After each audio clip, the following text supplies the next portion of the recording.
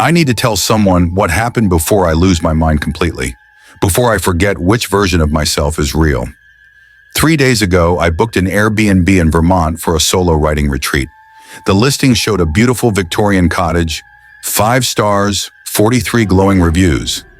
The host, a woman named Petra, left the key under a stone frog by the door. I never met her. I wish to God I had just turned around and left. The cottage was perfect at first.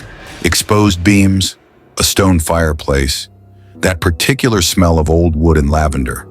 But there was something I noticed immediately. Mirrors. Everywhere. Not decorative ones, but large floor-to-ceiling mirrors covering entire walls. The living room had 3, the bedroom had 4. Even the kitchen had 2 facing each other, creating that infinite tunnel effect when you stood between them. The listing photos hadn't shown this, not one mirror visible. I texted Petra, "Hey, question about all the mirrors?" 3 dots appeared, then disappeared. No response. I shrugged it off. Maybe she was into feng shui or something. That first night, I made dinner, poured wine, tried to write. But I kept catching movement in my peripheral vision. Just my own reflection moving in another mirror, I told myself. The cottage was silent except for the wind outside and the old house settling. I went to bed early. At 2:47 a.m., I woke to the sound of breathing that wasn't mine.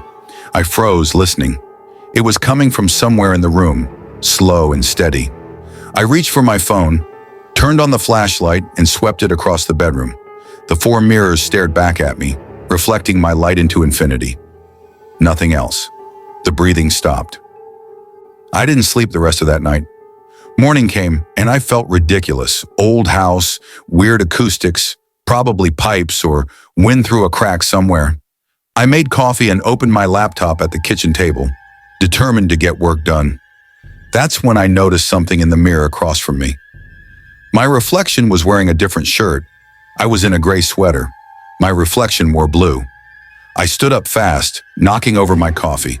I looked down at myself, gray sweater, looked back at the mirror, blue shirt. My reflection smiled at me.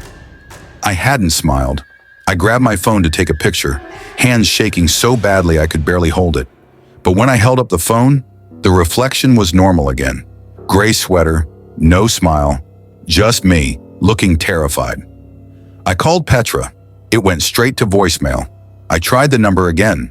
Disconnected. I checked the Airbnb app. Her profile was gone. The listing was gone. According to my app, I had no current reservation anywhere. I decided to leave. I started packing, throwing things into my bag, but every time I passed a mirror, something was wrong. In one, my hair was longer. In another, I had a scar on my cheek I don't have. In the hallway mirror, I was wearing clothes I'd thrown out years ago. And in every single one, my reflection's eyes followed me a half second too slowly, like it was lagging behind. I ran to the front door. Locked. The deadbolt was engaged from the outside somehow. I tried every window, all sealed shut, painted over. My phone showed full signal but couldn't complete any calls. Text messages wouldn't send. That's when I heard footsteps upstairs. Slow, deliberate. I live alone. There's no one else here. There shouldn't be. The footsteps descended the stairs. I grabbed a knife from the kitchen and pressed myself against the wall, watching the staircase in the mirror across from me. In the reflection, I could see the stairs clearly. Someone was coming down, but when I looked directly at the stairs, nothing. Empty. Only in the mirror could I see her. A woman, tall and thin, descending step by step. She looked exactly like me, but wrong. Her movements were too fluid, her smile too wide. She reached the bottom of the stairs, in the mirror only, and turned to face me. She spoke, and I heard it clearly, even though her mouth was only moving in the reflection. "You shouldn't have looked." I ran to the bedroom, slammed the door, pushed the dresser against it. 4 mirrors surrounded me. In each one, there she was, my wrong reflection, standing at different distances, different angles, all watching me. They moved independently now, circling me through the mirrors like sharks. I smashed the mirror closest to me with a lamp. The glass exploded, and I heard a scream. Mine, but not from my mouth. From inside the wall behind where the mirror had been, there was a small door, maybe 3 feet high, built into the wall. It was slightly open. I pulled it wider with trembling hands. Behind it was a crawl space filled with photographs. Hundreds of them, covering every surface. Photos of people standing in this cottage, in front of these mirrors. Different people, different years based on the photo quality and clothing styles. Some were Polaroids from the 70s. Some were recent digital prints. And in every single photo, there were 2 versions of each person. One normal, one standing slightly behind them with that same wrong smile. Underneath the photos was a leather journal. I opened it to the first page. They get stuck between. The mirrors trap them halfway. I've tried to warn people, but she won't let me take down the listing. She needs more. I'm so sorry. It was dated 1974. I heard glass breaking in the other rooms. One by one, the mirrors were shattering on their own, and with each crash, I heard footsteps. Multiple footsteps, coming from every direction. I'm in the bathroom now. It's the only room without mirrors. I pushed the vanity in front of the door after I ripped the medicine cabinet off the wall. I'm typing this on my phone, and even though it still won't send messages or calls, I'm going to try to post this to every platform I can as a draft, hoping something gets through. The footsteps are outside the door. They're not trying to break in. They're just waiting. I can hear breathing again. Not one person, but many, all breathing in perfect synchronization. I just realized something that's making my blood turn to ice. I haven't seen my reflection since I entered this bathroom. I look down at my hands as I've been typing this, and they're slightly translucent. I can see the floor through them. The breathing outside has stopped. The house is completely silent. I don't think I'm going to leave this cottage. I don't think I'm going to leave these walls. And I think, God, I think I finally understand. I'm not trapped in here with my reflections. I'm becoming one of them. If you ever see a listing for a Victorian cottage in Vermont with a host named Petra, don't book it. And if you do, whatever you do, don't look in the mirrors. Don't look too long. You might see yourself looking back, and you might realize that the you that's looking back is more real than the you that's looking.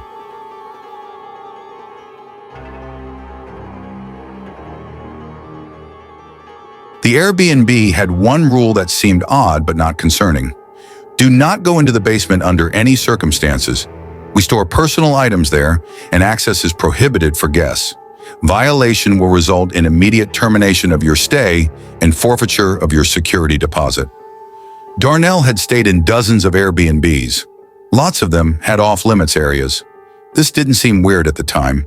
The house was in rural Oregon, 20 minutes from the nearest town, a renovated farmhouse that slept 6. Darnell had booked it for his team's quarterly retreat. He arrived a day early to set up. The host, Gordon, met him at the door, a friendly man in his 60s with calloused hands and an easy smile. "Make yourself at home," Gordon said, handing over the keys. "I'm just down the road if you need anything. Kitchen's fully stocked. Wi-Fi password is on the fridge." He paused at the door. "You saw the note about the basement?" "Yeah, no problem," Darnell said. Gordon's smile tightened slightly. "I mean it. Don't go down there. Not even if you hear something. Especially if you hear something. Old houses make noises. Just ignore it." Then he left. The first few hours were fine. Darnell set up the conference room, checked the bedrooms, made dinner. The house was beautiful. High ceilings, original hardwood floors, windows that looked out over acres of pine trees. It was only when night fell that he noticed how isolated it really was. No streetlights, no neighbors, just darkness and trees. He was watching TV around 10 p.m. when he heard it, a thump from beneath the floor. Then another, then dragging, like something heavy being pulled across concrete. He muted the TV. The dragging continued for about 30 seconds, then stopped. Pipes, maybe? An animal under the house? He remembered Gordon's words and tried to ignore it. The sounds came back at midnight. Louder this time. 3 distinct knocks, evenly spaced. Then silence. Then 3 more knocks, like someone was trying to communicate. Darnell stood at the basement door in the kitchen, a thick wooden door with 3 deadbolts on the outside. Who locks a basement from the outside? He pressed his ear against it. Nothing. He tried the handle. Locked. Of course it was locked. "Hello?" he called out, feeling stupid. No response. He went to bed but couldn't sleep. The knocking came again at 2 a.m., then at 3 a.m. At 4 a.m., he heard something new, a voice muffled and distant, coming from the basement. He couldn't make out words, just the rhythm of someone speaking, then stopping, then speaking again. In the morning, exhausted, he called Gordon. "Did you hear something?" Gordon's voice was tight. "Yeah, knocking. And I thought I heard someone talking." A long pause. "It's the house settling. Old pipes. Maybe an animal got under there. I'll check it out this week."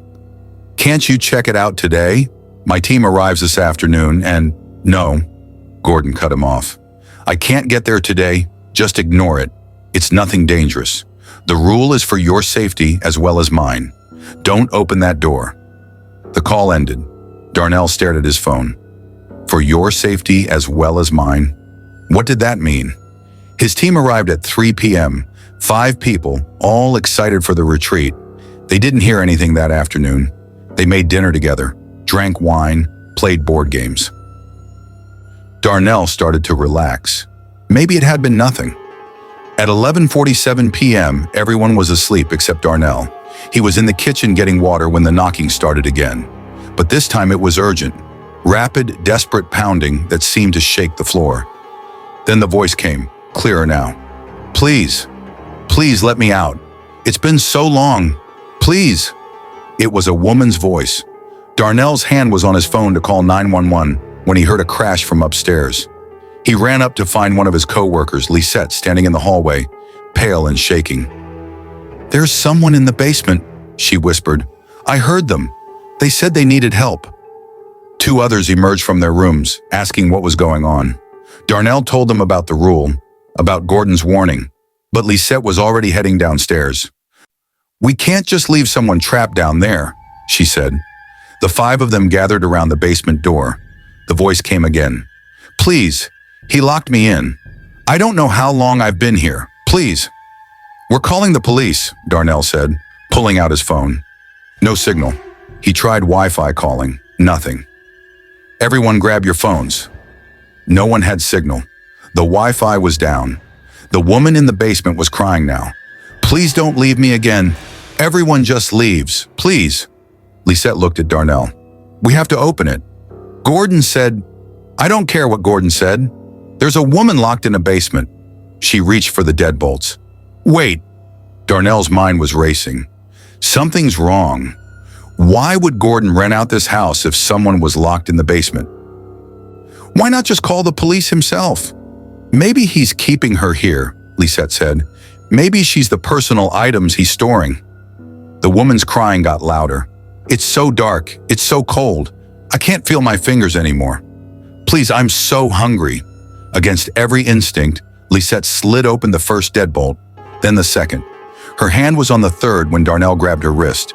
"Wait. Ask her something. Ask her what year it is." Lisette looked at him like he was crazy but called out, "What year is it?" Silence, then, "What? It's 2018. October 2018. I've been here since October." Darnell felt ice run through his veins. "It's December 2025. The crying stopped. The voice, when it came back, had changed. Flatter, older. "Is it? Has it really been that long?" "Who are you?" Darnell asked. "Who do you want me to be?" Lisette stepped back from the door. The thing in the basement laughed. Not a human laugh, but something that sounded like wind through hollow spaces.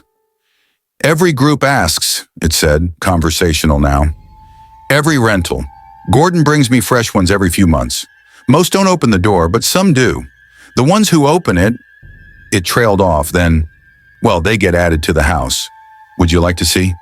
"No," Darnell said, pulling everyone away from the door. "We're leaving, now." "The door's locked," Lisette said, and she was right. While they had been at the basement door, the front door had somehow locked.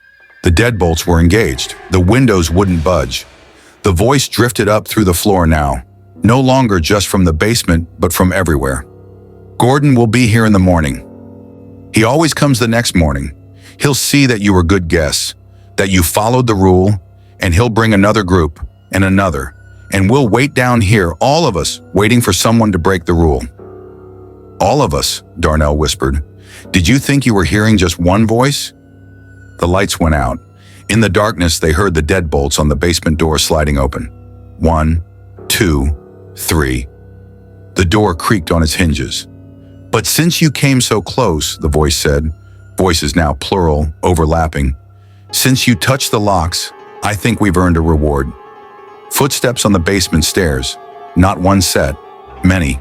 They ran for the second floor, barricaded themselves in the largest bedroom. Someone was crying. Someone was praying. Darnell was trying every emergency number he could think of on his phone, but nothing would connect. The footsteps reached the second floor.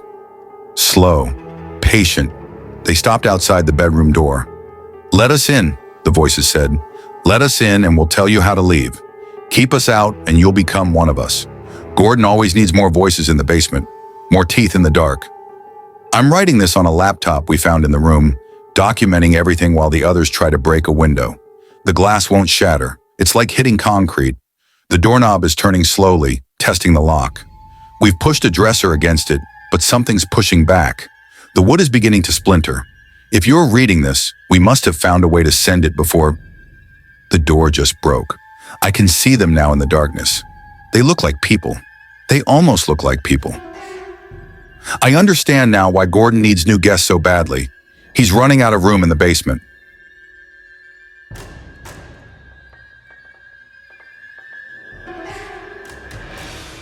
The cottage in coastal Maine looked exactly like its photos.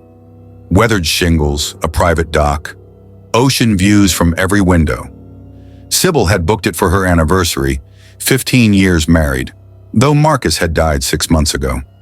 She needed a place to scatter his ashes, somewhere beautiful and far from their life in Chicago. The host, a woman named Agnes, was waiting on the porch when Sybil arrived. She looked ancient, wrapped in a shawl despite the mild September weather. "You'll be comfortable here," Agnes said, her voice like dry paper. "But you should know, the children like to play at night. Don't let them in, no matter what they say." Sybil laughed nervously. "Children? You'll hear them. Everyone does. They'll knock. They'll ask to come inside. You must refuse." Agnes pressed a key into Sybil's palm. "Keep the doors locked after dark, all of them." Before Sybil could ask anything else, Agnes had walked to a car Sybil hadn't noticed and driven away. The cottage was perfect inside, cozy but not cluttered. A fireplace, a kitchen that smelled like salt air and old wood. Sybil unpacked Marcus's ashes, placed them on the mantel. Tomorrow she'd scatter them from the dock at sunrise. Tonight she'd allow herself to cry. She made tea as the sun set, painting the ocean gold and purple. The isolation felt good. No neighbors visible in either direction, just rocks and pines and the sound of waves. She could break down here without anyone watching. At 9 p.m., she heard the first knock. 3 soft taps on the front door. She looked through the peephole. No one there. Probably the wind rattling something. She went back to the couch and her book. 10 minutes later, 3 more knocks, harder this time. She opened the door, leaving the chain latched. The porch was empty, but she heard something, singing, faint and distant. Children's voices, high and sweet, singing a song she didn't recognize. The melody was wrong somehow, intervals that didn't quite fit together. "Hello," she called out. The singing stopped. "Can we come in?" A child's voice, maybe 10 years old. "We're playing hide and seek and we need a safe place." Sybil's hand was on the chain when she remembered Agnes's warning. "Where are your parents?" "They're playing too. Everyone's playing. Please, we're cold." It was 65 degrees out. Sybil stepped onto the porch, looked around. No children anywhere. No cars, no houses close enough for children to have walked from. "You need to go home," she said. Laughter erupted around her, not from one source but from everywhere. The trees, the rocks, the ocean itself. Children laughing and laughing and laughing. Then silence. Sybil went inside, locked the door, checked every window, all secure. She poured wine with shaking hands and told herself it was local kids playing pranks. That's all. Small town, bored teenagers, messing with the tourist. At midnight, someone tried the front door handle. slowly testing it. Sybil sat frozen on the couch as the handle turned one way, then the other. The door rattled in its frame. "Please let us in," a different child's voice said. "We just want to meet you. We've been so lonely." "Go away or I'm calling the police." "There's no signal here." The child sounded amused. "There's never signal here. That's why Agnes picked this place." Sybil checked her phone. No bars. She ran to find a landline. There wasn't one. The child spoke again. "We died here, you know, a long time ago. There was a fire at the old children's home down the beach. 23 of us burned. We've been here ever since." "That's not funny," Sybil said. "We're not trying to be funny. We're trying to come inside." "Why?" A pause, then, in a voice that made Sybil's skin crawl. "Because we're so hungry." Something hit the living room window hard. Sybil screamed. A child's face was pressed against the glass. Pale, distorted, eyes too large and too dark. It smiled at her, showing too many teeth. "Let us in! Let us in! Let us in!" it chanted. More faces appeared in the other windows. 5, 6, 7 children, all pressed against the glass, all smiling that terrible smile. Their hands left prints on the windows, small handprints that smoked on the glass like brands. Sybil ran to the bedroom, slammed the door. She pushed the dresser against it, her heart hammering. She could hear them outside, circling the cottage, singing that wrong melody. The windows rattled, something scratched at the walls. Then she smelled smoke. She ran to the bedroom window. Orange light flickered in the darkness. The porch was on fire. Flames climbed the front of the cottage, spreading faster than any natural fire should. "Let us in and we'll stop the fire," the children called. "Keep us out and you'll burn like we did." Sybil grabbed a blanket, wet it in the bathroom sink. The smoke was getting thicker. She had to get out, but the front door was engulfed. The back door, she ran to the kitchen. The back door was open. 3 children stood in the doorway. They looked almost normal in the flickering firelight, almost like regular children in old-fashioned clothes, nightgowns and pajamas from another era. But their eyes reflected the flames like an animal's, and when they smiled, their mouths opened too wide. "You have to invite us in," the tallest one said. "Those are the rules. You have to choose. Burn or let us in." "What happens if I let you in?" "We get to stay. We get to wear you. We've been dead so long, and we're so tired of being ghosts." The smoke was choking her now. Flames crawled across the ceiling. She could feel the heat blistering her skin. "If I let you in, will you let me leave?" "Eventually," the child said, "once we don't need you anymore." Sybil looked at Marcus's ashes on the mantel. She'd come here to let him go. She'd come here to end something. Maybe this was just another ending. "I invite you in," she whispered. The 3 children didn't walk. They glided, their feet never quite touching the floor. The moment they crossed the threshold, the fire vanished. No smoke, no flames, no damage. The cottage was exactly as it had been, except now the children were inside. They circled her slowly, examining her like a prize. "You're perfect," one said. "You're so full of grief. Grief makes the best doors." "Doors?" Sybil's voice didn't sound like her own. "To let us back in, to the living world." The smallest child reached out and touched Sybil's chest, right over her heart. Pain exploded through her body, not burning, but freezing, like ice crystallizing in her veins. Sybil tried to scream but couldn't. She felt them pouring into her. 23 small voices crowding into her skull, pushing her consciousness into a smaller and smaller corner. She could feel their memories, the fire, the screaming, the smoke filling their lungs, the locked doors, the adults who never came. "It's not fair," they whispered inside her head. "We were just sleeping. It's not fair that we died."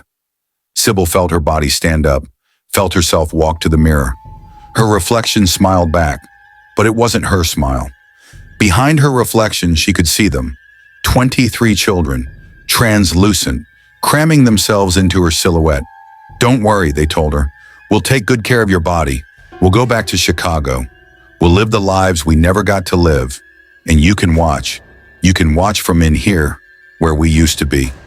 She tried to fight, to move her own hand, to scream. Nothing worked. She was a passenger now. Her body walked to the mantel, picked up Marcus's ashes, and scattered them on the floor. "We don't need the dead," the children said through her mouth. "We have you now." The next morning, Agnes came to the cottage. She looked at Sybil, at the thing wearing Sybil's face, and nodded slowly. "Did you let them in?" "Yes," Sybil's body said. "I'm sorry. I tried to warn you. I warn everyone, but they never listen." Agnes pulled out a checkbook. "I'll refund your stay, of course, and you're free to go. They'll take good care of you. They've had lots of practice." "How many?" Sybil's voice asked, though Sybil herself wasn't asking. "You're the 14th since I've been the host.